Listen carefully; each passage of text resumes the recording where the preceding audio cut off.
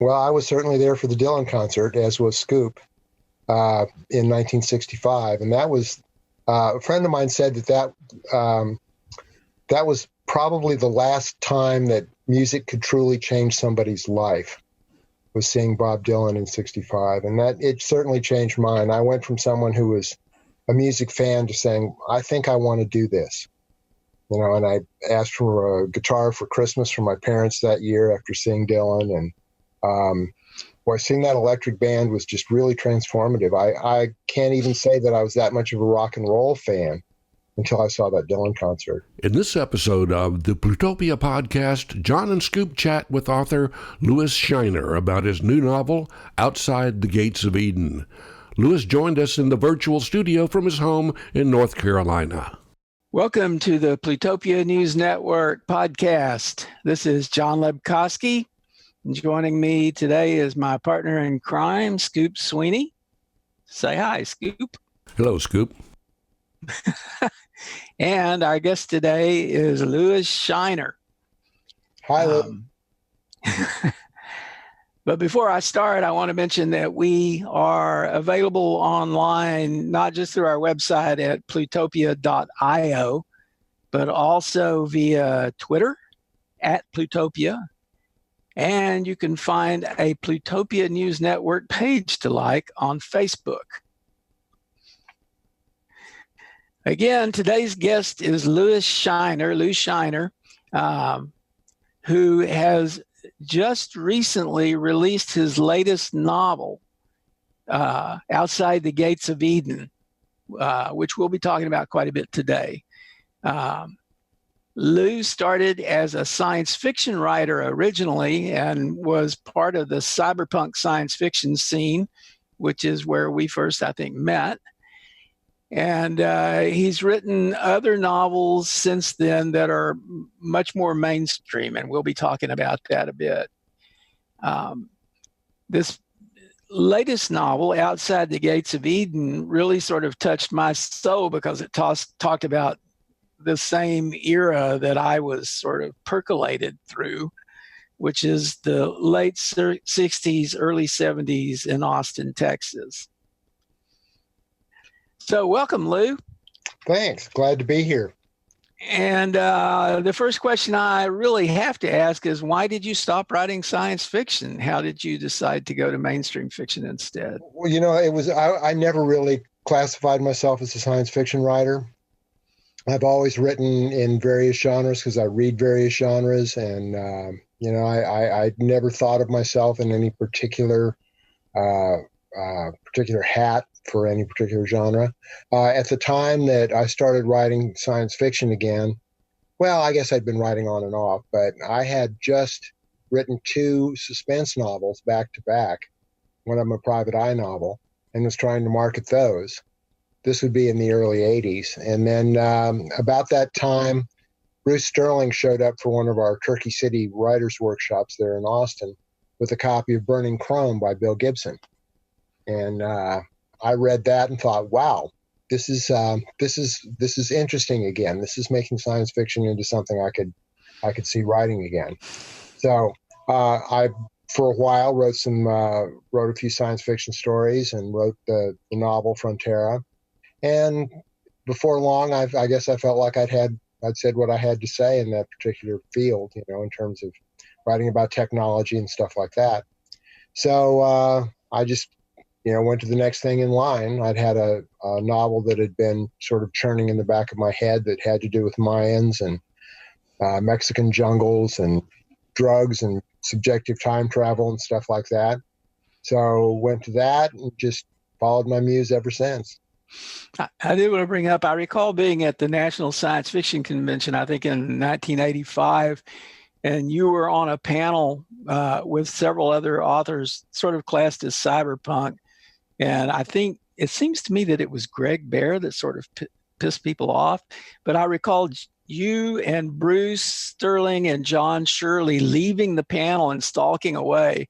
And this was kind of, I think, the first time I saw you, and you really seemed a little hesitant about leaving the panel. Do you remember that? Oh, yeah, I remember. It was a guy named Rick Myers. Oh, Rick Myers. Okay. What had happened was they had somehow picked this guy to be a moderator, and he'd written a couple of trashy science fiction novels for very small publishers. And he was not a what you would call a literary SF writer, and he had somehow misread his role on the panel and understood that to be that he had been anointed as a cyberpunk. And so he had started lecturing the audience about cyberpunk when he had never been a part of anything, and it sort of went downhill from there. And I don't know how reluctant I was, but once Bruce and Bill decided they were leaving, I thought, what the heck, I might as well. There wasn't going to be any fun to be had on that panel anymore with them gone. It was exciting. It was a lot of fun. Yeah, little controversy always is good for some headlines.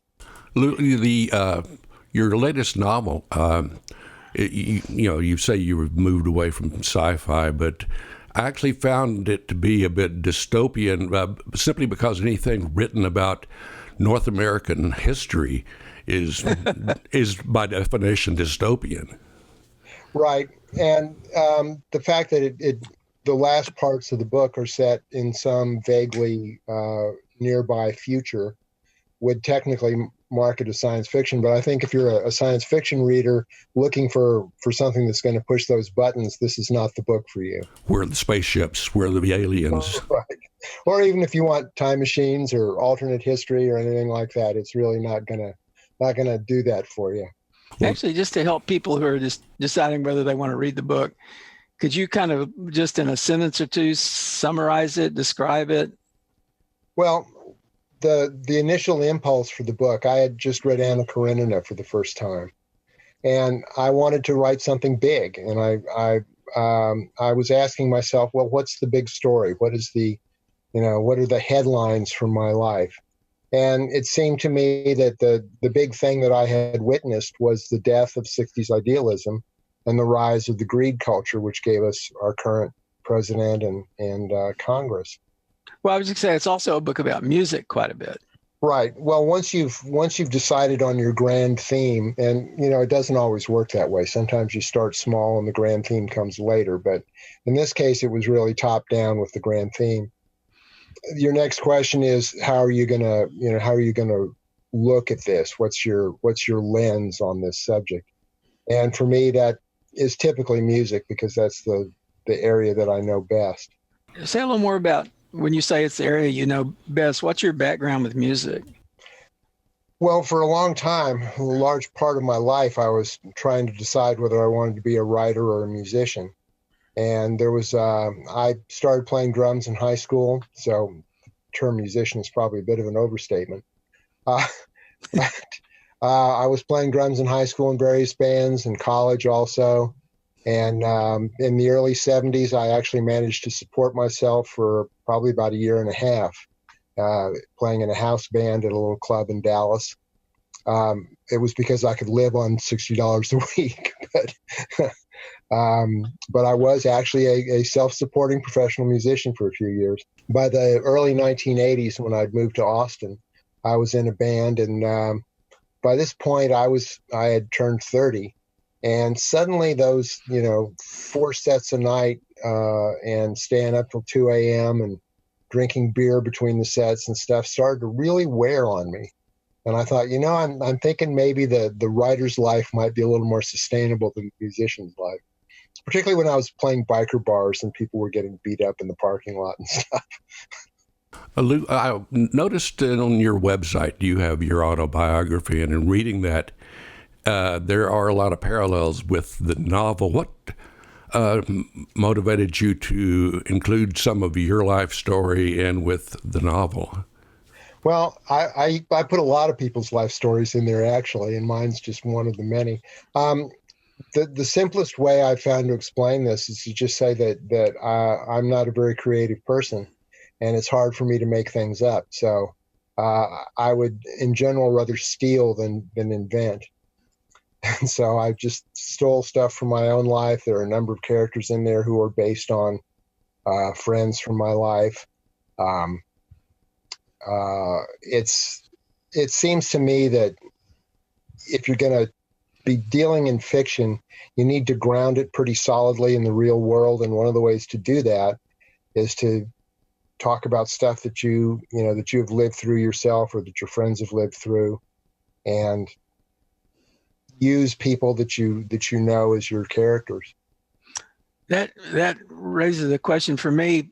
You described some really historic performances in the book. Did you attend any of those performances that you were describing? Well, I was certainly there for the Dylan concert, as was Scoop, in 1965, and that was a friend of mine said that was probably the last time that music could truly change somebody's life, was seeing Bob Dylan in 65. And that it certainly changed mine. I went from someone who was a music fan to saying, I think I want to do this. And I asked for a guitar for Christmas from my parents that year after seeing Dylan. And seeing that electric band was just really transformative. I can't even say that I was that much of a rock and roll fan until I saw that Dylan concert. The other concerts, I guess the biggest concert event in the book, other than the Dylan show, was the Led Zeppelin concert in Oakland.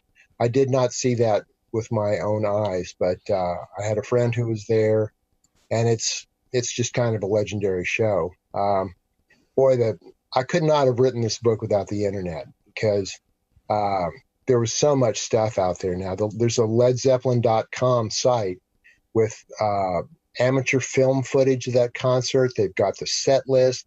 They've got Wow. samples.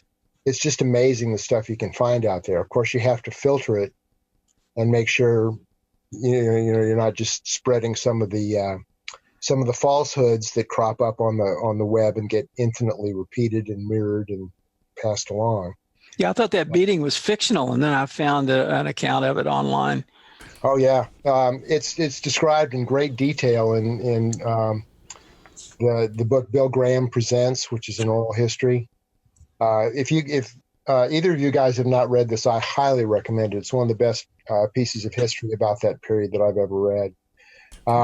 Graham, of course, was at ground zero for a lot of this stuff, but what they did in assembling the book was they got other people who were there to either contradict Bill's story or back him up or whatever. And so you get all these different points of view of the same events, and it's really really well done. I was telling Scoop earlier that Graham surprised me. I went into the book thinking that he was just a bully and an asshole and a thoroughly dislikable person. And yet I ended up liking him by the time I was finished writing about him. Yeah, I had a chance to meet him.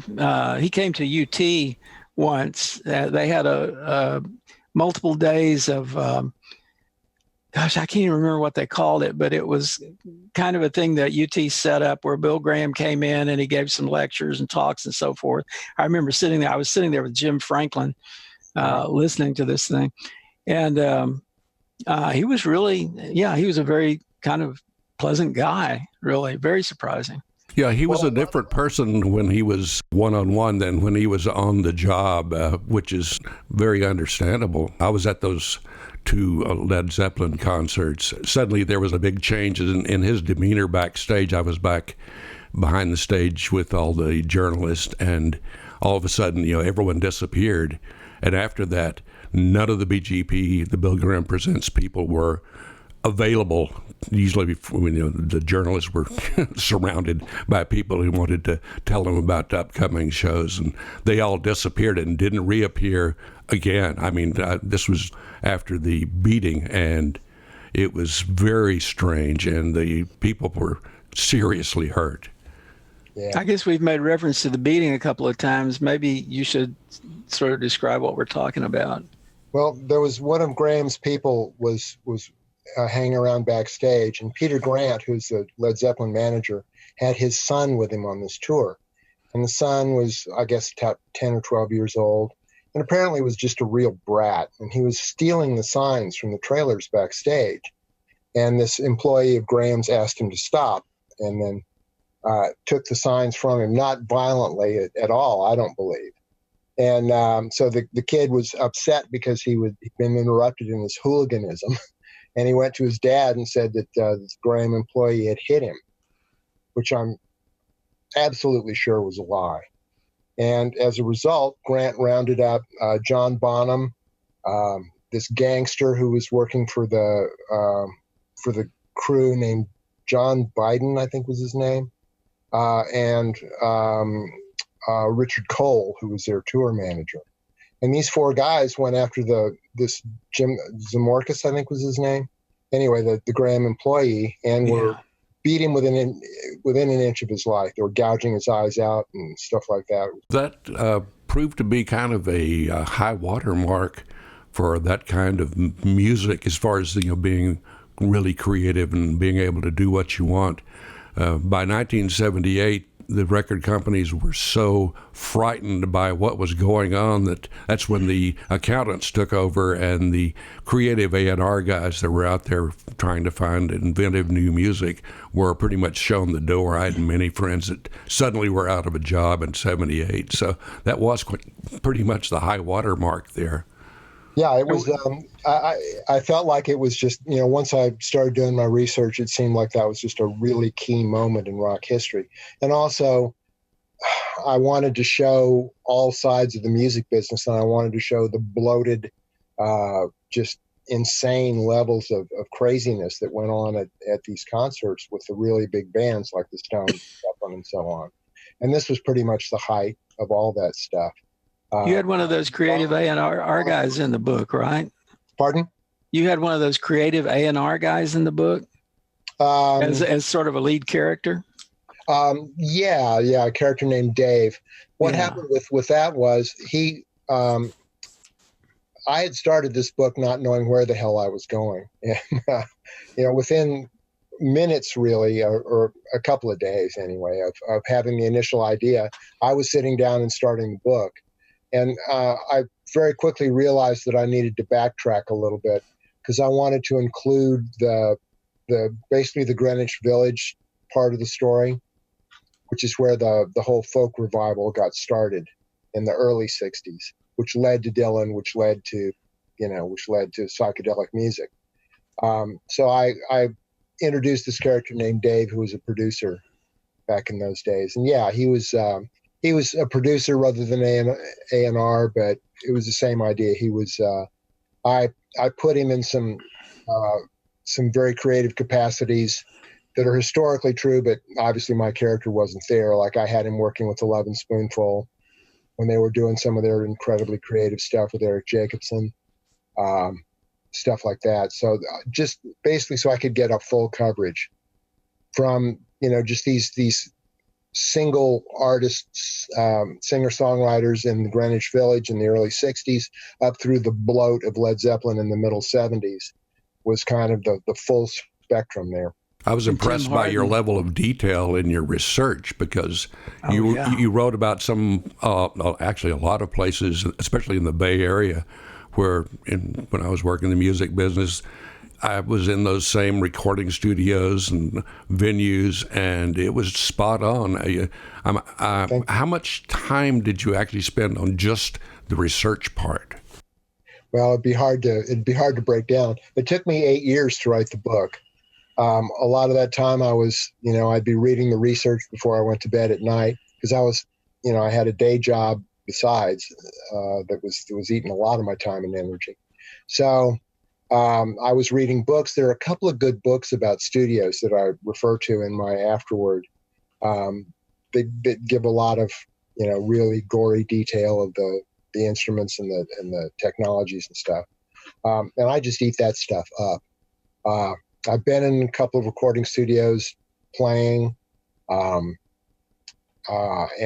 you talk to people, you do interviews, you read the books, you look for stuff on the web. There was one point dealing with the San Francisco stuff where I just could not get the 11 Spoonful itinerary straight, because there were, again, there are all these things on the internet where somebody will make a research mistake, somebody else will pick it up, and then it's just everywhere. And I had gotten John Sebastian to give me an interview, and boy, what a great guy. just really enjoyed talking to him. And so I finally just wrote him an email and said, look, where were you at this time? Were you at Mother's, or were you at the Bottom Line? And, all that stuff. And he was kind enough to steer me straight. But mostly I was able to find stuff out. My classic example of the errors on the web, when I was writing about Mitch Miller, I think every single one of his obituaries talked about how on the Sing Along with Mitch show, you followed the bouncing ball with lyrics. That technology did not exist in the 1960s. You couldn't have a bouncing ball on a live broadcast.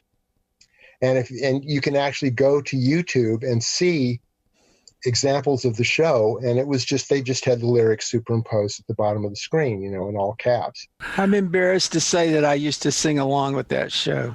Yeah. Oh, lots of people did. Yeah, I agree on the bouncing ball, because I remember those animated things that used the bouncing ball, but it definitely wasn't Sing Along with Midge. One of my least favorite things. I was inflicted upon me by my parents, who had such greats as Lawrence Welk and Sing Along with Mitch to improve my musical nada. There were those musical backwaters all through the 60s that people forget about. How about Woodstock? I assume you were not at Woodstock, correct? That's correct. I was not at Woodstock, but boy, I feel like I was, because I did, again, so much research, talked to people who were there. Bill Gibson, the SF writer, was there, which a lot of people don't know. And it was Bill who told me that kind of really important aspect of it, which is how pissed off people were when they were leaving. And just saying, God, I just had the most miserable time of my life. Oh, no. The Woodstock generation.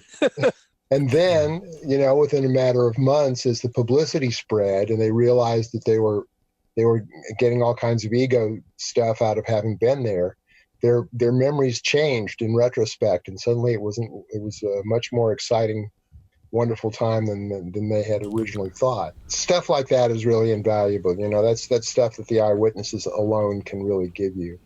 Yeah, I have a feeling that 4 out of 5 people who said they were at Woodstock only became Woodstock attendees when they heard how cool it was. Yeah, that too. Did you talk to others who had been there, who had been backstage? I talked to several people. John Sebastian, again, was really helpful about that. And again, there's just great photos on the web. I remember for the longest time trying to figure out exactly what the Performers Pavilion looked like. And I finally, Lisa Law had some photos on her site, and I managed to fit these 4 or 5 different photos together in a way that I could figure out exactly what was going on and exactly where it was. I visited the physical site of the festival in 2013. So that gave me a good idea of what the landscape looked like and where all the individual places, like the helicopter port and where the stage was, and where the vendors were and where the hog farm was and all that. And I got to walk over those patches of ground, and get an idea of how it all fit together landscape wise. And then, did you talk to Hugh Romney at all? I did not. I made a kind of half-hearted attempt. But I was unable to get hold of him.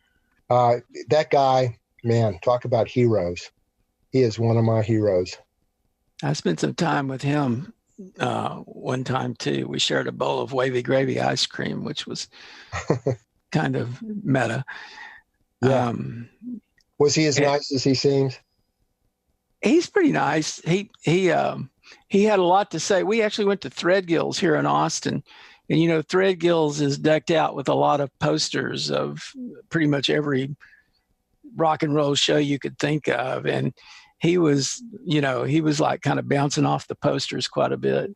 Uh-huh. He also, we dropped by Lounge Lizards performance, Austin Lounge Lizards, and he jumped up on stage with them and joined the band for a while.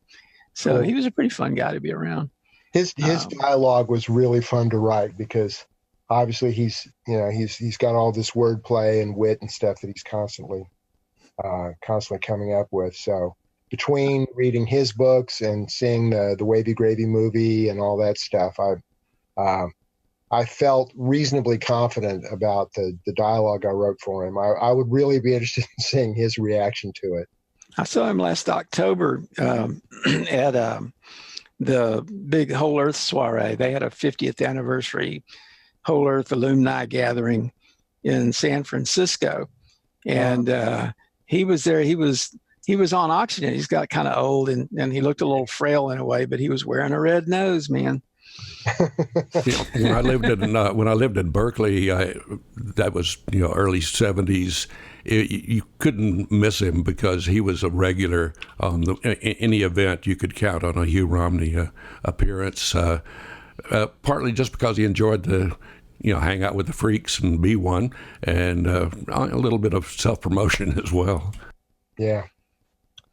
I'd like to ask about Guanajuato, the various excursions to Mexico in the book. Did you base that on real experiences, or did you have to research that?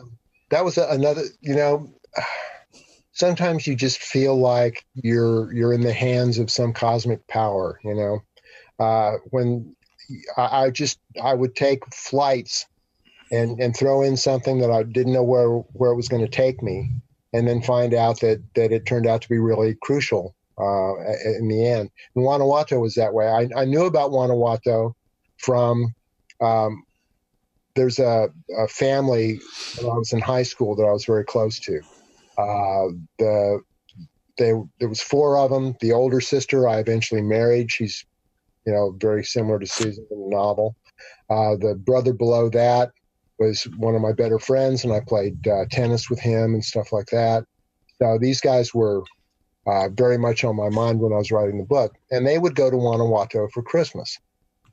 And then I'm not sure exactly what order this happened in, but I guess I was already at work on the book and had put Guanajuato in there when my girlfriend ended up going down there with her mother on a vacation trip. And then we went, I guess, 3 years in a row, and spent like a couple of weeks down there.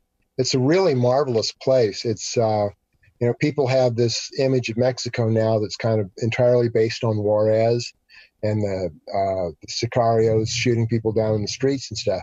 And Guanajuato is not like that. It's as described in the book, it's like a robber's roost. It's this town that is completely surrounded by mountains.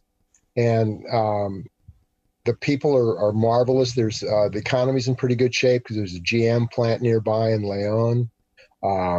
There's a lot of tourism there and not so much from the U.S., but from other parts of Mexico.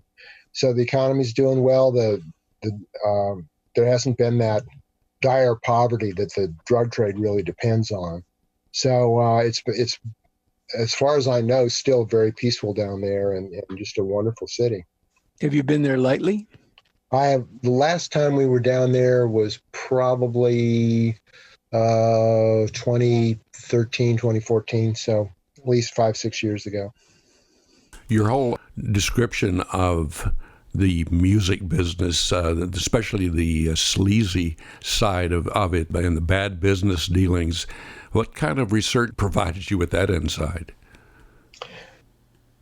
That stuff is pretty well known these days. And I read a lot of memoirs by musicians, and I've known several musicians. For instance, Howard Kalin and Mark Volman of the Turtles, a.k.a. Flo and Eddie.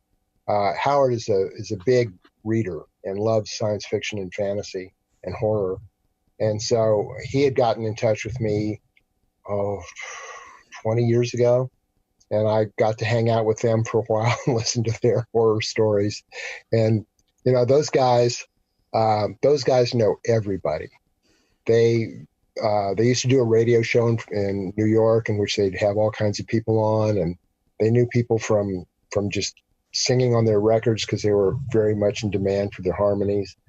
And so I would cite them as one of my big sources of learning about record company sleaze, but it's out there. There's a lot of rock biographies and stuff like that talk about it. Did you ever spend time on a commune? I did not. And that again was with help from my friends. I had friends who were on communes, and that was one of the stopping points that I knew had to be in the book when I first started thinking about it, because that was such an important aspect to our generation, was that after the big political activism of the 60s, there was kind of a massive withdrawal to the countryside that happened in the early 70s, and I definitely wanted to get that into the book. I knew people on communes. I read books about it, but probably my biggest aid on that, there was a guy I worked with when I was at IBM who had a little farm of his own, and so I stole his tractor and I stole his knowledge of the three sisters of crops and how to run a farm, how to grow vegetables, all that stuff. He was just enormously helpful with.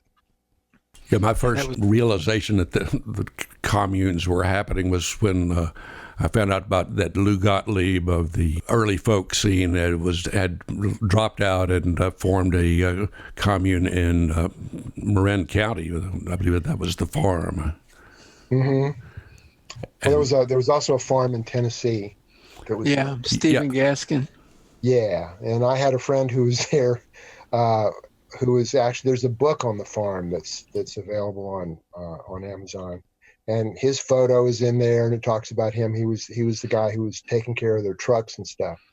And this guy is a very close friend of mine, and I talked to him about it. He was completely useless. He didn't remember a damn thing. The original directors of the Well, the online community, the Well, were farmers. Were originally from Stephen Gaskin's farm. Yeah, that was kind of where they got some of their thoughts about community and community development. Right. I stole a lot of stuff from the farm in terms of how it was organized, and the fact that you can't really have a functional commune where everybody's equal. You just end up spending all your time arguing. That seemed to have been a problem for not just the communes, but for the political movements, because the ones that I was covering back in my journalist days inevitably were split apart because some by COINTELPRO, which was... I was going to mention that. Yeah, that was a fine government program that did in a lot of not just individuals, but groups by sending in spies and moles to create discord. And a lot of the discord was self-inflicted as well. To some extent, we'll never really know, but I have had one person tell me that the pernicious influence of COINTELPRO literally cannot be overstated, that it was huge. And, they wiped out the Black Panthers. They wiped out the Young Lords, the SDS. And they did it by putting these moles in there who would push people to more and more radical actions that would alienate them from their base. And it was just, God, it was just so evil. And one wonders if there's not a revival of that COINTELPRO thinking at this point in time, because you see a lot of discord popping up in whatever movement is getting the media attention. I would not be surprised at all. President Trump wouldn't do something like that now, would he? No, of course not. Well, actually, I was really kind of wondering, so one of the scenes that you have in the book is like the Chuck Wagon incident and the Waller Creek incident, which you and I had talked about. Yes, we did. Before. Help on that. And there was a lot of weird stuff going on back then. That the Chuck Wagon thing, the thing I remember about that was that at one point I saw a line of cops who were they were showing probably a lot of control, just trying to kind of stay back, they were lined up in riot gear, but they clearly didn't want to be there and didn't want to really do anything. And people were throwing rocks and bottles at them. And I said, well, why try to provoke them? But I think that was a strategy. Yeah. When I was at Vanderbilt in 1970, this was right in the aftermath of Kent State. The university went on strike, and I was at one of the strike meetings. And I remember this guy getting up and just really inciting people to extreme violence. And as I look back on that now, I think, man, I wonder if he was one of the COINTELPRO guys. That's not an unusual occurrence, because I covered, many, pre-demonstration meeting and demonstrations, and it was not unusual to, have a lot of mellow college types and high school types, and then there would be the one or two professional radicals, and very few people knew who they were. They just would, pop up, and suddenly you had trouble. Yeah, but you know what? What I realized after writing about this stuff, and I wonder how much of this was conscious intent. And you guys can fact check me on this, but my understanding was that kind of the last march of the year, the last big march in May of 1970, was entirely peaceful, and there had been some problems right beforehand about getting permits and stuff like that. But then at the last minute, all the permits were arranged. Everybody marched. Nobody got in it. There was no tear gas. There were no riots. Everybody, went all the way downtown, turned around, came back, and then went and got stoned. And then it struck me that this was the best way for them to defuse the protest. Just leave us alone. We'll, wave our flags, and we'll go back and get stoned and have sex, and and that's it. Because the more they fought back, the more violent it got, and it just got really into an echo chamber there of violence for a while. Yeah, there was no real resistance to the last big march here. Are you talking about in Austin, or are you talking about I'm talking about Austin? Yeah. Yeah, that last big march in Austin was I was there for that. It was very peaceful, and we did get stoned afterwards. There you go. Actually, that brings up drug use. I know that you probably would never have touched drugs yourself, so you probably had to do a lot of research, right, on the various drug experiences in this book? Well, the truth is, I have actually never done LSD. I did some psilocybin, basically as research for the novel about the Mayans. And I've smoked the occasional joint here and there, but I'm just, I don't drink either. I'm just not a big escape kind of guy in that sense. So I actually did have to do a fair amount of research on the drug use.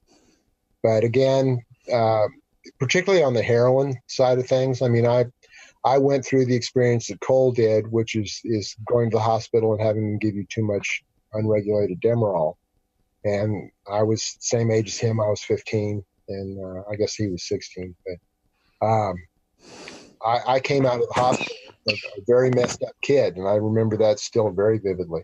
Yeah, it's the shapes of things to come, because that didn't stop. It's only gotten worse, especially here in Texas with the legal drugs that are opioid stuff. Yeah. But I needed some help in terms of how to, I knew that there were people who used heroin and still had jobs and stuff. And I found a couple of support groups online where people were, using anonymous IDs and stuff, and we're talking about, using it IM rather than IV and stuff like that. That there were people who were just maintaining a heroin habit over a number of years, who weren't rock stars. Yeah, I think there's some group either. I think there's some groups on Reddit where people talk pretty openly about their opioid use or drug use. It's interesting. And I guess one of the things that is probably crucial if you're going to be writing the kind of fiction that I do is you need a good bullshit detector. And I feel like mine is pretty good. And, you can usually tell if somebody's just making shit up or whether somebody's really been through the ringer. Your autobiography, how difficult was it to write your personal story and then post it on your website? That's kind of like, hanging out all your underwear for everyone to see. Yeah, I do try to keep my underwear clean. That autobiography came about because a friend of mine told me that there was this group that does reference books for libraries, and there was contemporary authors is their more famous publication. They also have one called Contemporary Autobiography, and they pay you like $1,000 or something for a 10,000 word autobiographical essay. And I happened to be at a point where I needed $1,000, and so I wrote me a 10,000 word autobiographical essay for them, and it was published there. And so I had that in hand when I launched my own website. And so having already put it into libraries, it wasn't quite as hard to put it online. Was this before or after you started the novel? Oh, this is long before. So you had a good starting point. It sounded like you had already captured some of it that you could flesh out into the novel. Well, I've been stealing from my own life for my entire career. So one of the issues became trying to not duplicate scenes that I'd written about before. For instance, Glimpses has got a lot of autobiographical stuff in it, including an injury to the left hand, and there was an incident where the protagonist was playing in a band in Nashville and stuff like that. I just I had to be very careful not to, just be reiterating stuff that I'd already done. So I guess some redundancy is okay. There are some authors who actually do pretty well writing similar things. Yeah. From time to time. Same story, just changed the name. Yeah. We've been talking quite a bit about, the 60s and 70s, but kind of bringing it to the present. I know you had your characters, the characters in the book age to, and you have a contemporary part of the book, and there is some social media reference in there. Like there was one thing where he said the constant parade of Facebook updates was like empty calories, and he felt sick if he watched it too long. I was just kind of wondering what your relationship is to social media now, and kind of what impact that has on your life and your work. Well, I think I'm blessed because I have a high resistance to both social media and to TV and movies. So it's very rare that I will get really engaged in any of those things. So I don't go onto Facebook and check and see what all my friends are doing and sit and work my way through the feed. I basically go to Facebook with something in mind to do. So I'll have a post about, just publicizing my work, or I'll put up some photos from a trip or something like that. But I don't really just go there and hang out. Same as I don't watch TV, and I don't go to movies. I just, if I'm sitting there kind of pinned to my chair, forced to watch something passively, I just get restless after a while. So I think that works in my favor, particularly, when I was trying to write a 1,000-page novel and have a day job at the same time. It was really crucial that I not be addicted to a lot of time wasting things. It's terrible that you've missed out on all those movies that are remakes of remakes. I mean, that's the big thing now. Yeah. Well, your cat is really going to waste if you're not posting pictures of him on social media. Oh, absolutely. Yeah. I do make an exception for that. You can find Sophie on my Facebook account. So we talked about music quite a bit. What do you think about the music scene today? It seems a little crazy. Well, it's what I miss, I guess, is the radio stations of the '60s where they played all different kinds of music all the time. You tune in, there'd be soul music, and then there'd be easy listening, and then there'd be country, and then there'd be pop, and then there'd be serious rock, and every song was different, and every song had was in a different genre, and I don't know where to go for that these days. Oh, Scoop can help you out there. Yeah, my first Scoop has a couple of internet radio stations. Well, I trimmed it down. There's just one now. It's all okay. 70s, 60s, 70s, 80s rock. And just because I already had the music from, I started out as a DJ in the same small town where John grew up. And so you ended up with a lot of music. And I said, well, I'll just share it with everyone. So I've been doing that since like 1999, back when it was barely possible. So do you want to give a plug to your show? Nah. We're plugging you. I always get shy. It's on stagedude.com. But it is good to know that, I mean, with internet radio, if you look around a little bit, you can find some pretty interesting things out there. It's just discouraging. The pop music these days is just so artificial that it's really discouraging. I just kind of missed the sense of the new and all the music that was cropping up. There's so much music now, and it's such a deluge, and there's no sense, for me anyway, I rarely have the sense that I used to have of like discovering something that just completely knocks me off my feet, Yeah. Well, like everything in the culture, it's all a matter of image and very careful planning by marketers and focus groups, and focus groups kind of focus things up. Yeah, I heard that it now costs something between $500,000 and $4 million to get a single onto the charts, and so that kind of discourages people with that kind of money from taking any real chances. But there's so much uncharted stuff, and there's so much independent stuff, and stuff where people are not really spending money to, It's so easy for that stuff to get lost. And it's interesting to find it.